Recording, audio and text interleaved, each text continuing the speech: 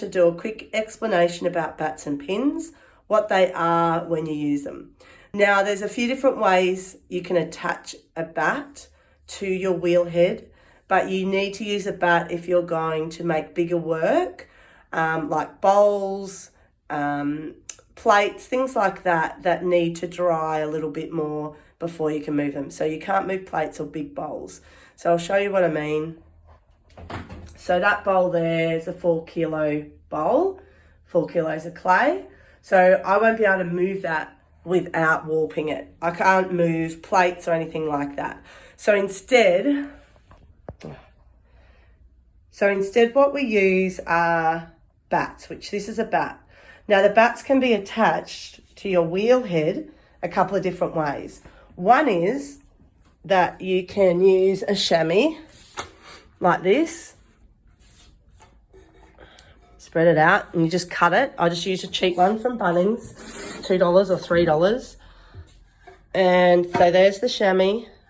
There's that. It's wet. Bang it down and I'll throw on that.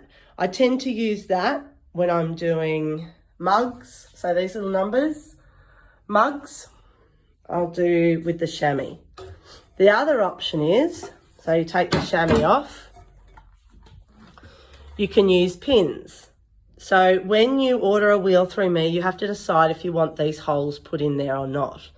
Now the pins fit into these holes, okay? I have wing nuts on the end of mine to attach it, okay?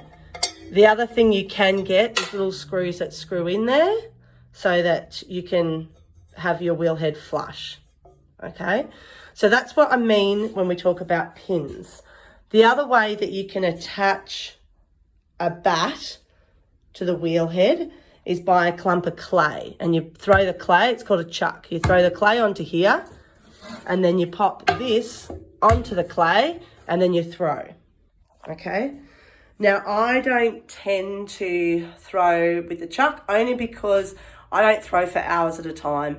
I come and go, I'll do it for a couple of hours and then I'll go and do something else, okay? So I'll use the pins or I'll use the chamois, and that's my personal choice. It's always personal choice with this stuff.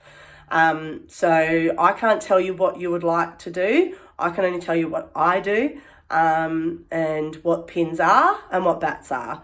And then you can just let me know what you'd like. Okay, see ya.